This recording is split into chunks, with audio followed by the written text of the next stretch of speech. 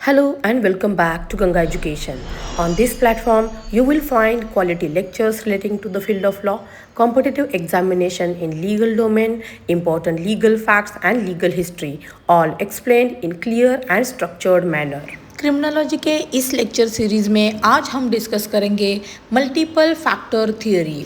Welcome to Ganga Education, your learning partner for law students. आज हम ना एक बहुत ही फाउंडेशनल और इंटरेस्टिंग टॉपिक कवर करेंगे जो आपके एलएलबी, एलएलएम और यूजीसी नेट एग्जाम्स के लिए एब्सोल्युटली क्रूशल है, the multiple factors theory of crime. ये एक कंप्लीट एग्जाम रेडी ब्रेकडाउन होने वाला है, तो अपने नोटपैड्स निकाल लीजिए और चलिए इस कॉन्सेप्ट को मास्टर करते हैं। आज के इस एक्सप्लेनर में हम बैकग्राउंड से शुरू करके प्रोपाउंडर को प्रिंसिपल्स, लॉ में इसके इम्प्लीकेशंस, क्रिटिसिज्म्स और लास्ट में एक क्विक एग्जाम रिवीजन करेंगे। तो चलिए सीधा डाइव इन करते हैं। First up, background and context. Let's look at the flaw of single cause theories. मेरा आपसे एक सीधा सा सवाल है, क्या एक सिंगल फैक्टर पूरी तरह से कोई क्राइम कॉज कर सकता है? सोचिए जरा, क्या कोई इंसान बस सुबह उठता है और किसी एक छोटी सी वजह से क्राइम कमिट करने का डिसाइड कर लेता है? Probably not, right? देखिए, बहुत लंबे समय तक अर्ली क्रिमिनोलॉजिस्ट्स को लगता था कि इसका जवाब यस है। जो पुराने स्कूल्स ऑफ थॉट थे वो बस किसी एक डिफेक्ट पर फोकस करते थे। जैसे सेसारे लोम्ब्रोजो का मानना था कि क्राइम प्योरली बायोलॉजिकल डिफेक्ट्स की वजह से होता है। सिगमंड फ्रॉइड के फॉलोअर्स साइकोलॉजिकल अबनॉर्मैलिटीज को ब्लेम करते थे और मार्क्सिस्ट थ्योरीज सिर्फ और सिर्फ इकोनॉमिक इनइक्वालिटी को वजह मानती थी।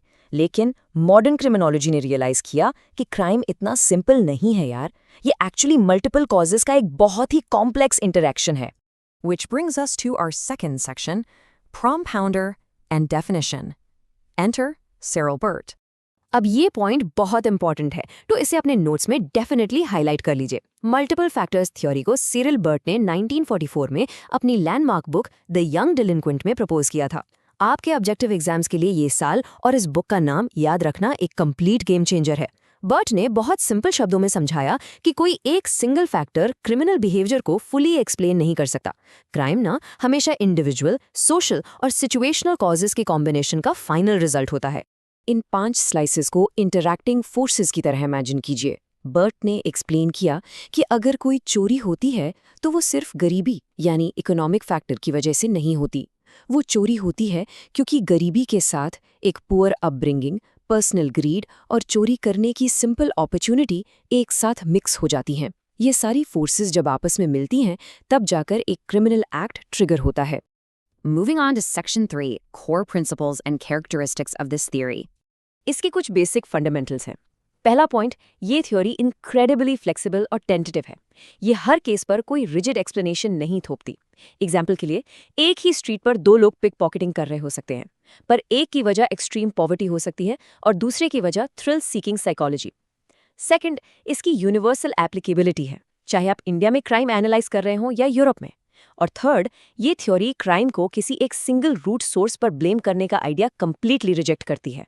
इस थियरी की एक सबसे खूबसूरत और रिलेटेबल बात यह है कि ये सिर्फ क्राइम ही नहीं बल्कि नॉन क्रिमिनल बिहेवियर को भी ब्रिलियंटली एक्सप्लेन करती है। जरा सोचिए, एक ही इम्पॉवरिश्ड स्लम में बड़े हो रहे 2 बच्चे अलग अलग रास्ते क्यों चुनते हैं? एक हार्श एनवायरनमेंट की वजह से डिलिंक्वेंसी की तरफ जा सकता है, जबकि दूसरा सेम गरीबी के बावजूद कंप्लीटली लॉ अबाइडिंग सिटीजन बनता है। क्यों? क्योंकि उससे स्ट्रॉन्ग फैमिली वैल्यूज और एजुकेशन जैसे प्रोटेक्टिव फैक्टर्स बचा लेते हैं। अगर आप यूजीसी नेट एस्पिरेंट हैं तो इस एग्जैक्ट कोट पर बहुत ज़्यादा ध्यान दीजिएगा। एलियट और मेरिल ने बर्ट के इस अप्रोच को परफेक्टली समराइज करते हुए लिखा, the behaviour is a resultant of all the forces impinging upon the individual. Simple terms में, एक इंसान का बिहेवियर उन सभी अलग अलग प्रेशर्स, एनवायरमेंट्स और फोर्सेज का कंबाइंड फाइनल रिजल्ट होता है जो उस पर कंटिन्यूसली असर डाल रही होती हैं। Alright, Section 4, Implications in Law. Why does this actually matter today? अगर क्राइम के इतने मल्टीपल कॉम्प्लेक्स कॉजेज हैं तो कॉमन सेंस है कि हमारा सोल्यूशन भी उतना ही कॉम्प्रिहेंसिव होना चाहिए। क्राइम प्रिवेंशन के लिए एक होलिस्टिक पॉलिसी मेकिंग की जरूरत होती है। आप सिर्फ पुलिस फोर्स बढ़ाकर क्राइम नहीं रोक सकते, आपको उसके साथ एजुकेशन, पॉवर्टी रिडक्शन और बेटर अर्बन प्लानिंग को भी कंबाइन करना पड़ेगा। इसमें एक रिफॉर्म ओरिएंटेड अप्रोच का होना बहुत जरूरी है, क्योंकि कॉजेज इतने डाइवर्स हैं, इसलिए किसी को सिर्फ जेल में डाल देना फ्यूचर क्राइम्स को प्रिवेंट करने में फेल हो जाता है। हमें एक ब्रॉडर सोशियोलॉजिकल आउटलुक चाहिए जिसमें रिहैबिलिटेशन एक्चुअली सेंटर स्टेज पर हो। Next up, Section 5, Criticisms. Let's look at the limitations and context. Of course, किसी भी थियरी की तरह इसके भी फ्लॉज हैं। सबसे कॉमन क्रिटिसिज्म ये है कि ये थियरी बहुत ज़्यादा ब्रॉड और वेग है। क्रिटिक्स का मानना है कि अगर लिटरली हर चीज़ एक फैक्टर है तो थियरी इतनी जनरल हो जाती है कि इसे रिजिडली साइंटिफिक वे में अप्लाई करना लगभग नामुमकिन हो जाता है। इसके बाद एक मेजर प्रैक्टिकल डिफिकल्टी आती है। आप दर्जनों बायोलॉजिकल, सोशल और इकोनॉमिक फैक्टर्स को एक्यूरेटली मेजर करके एक नीट फ्रेमवर्क में कंबाइन कैसे करेंगे?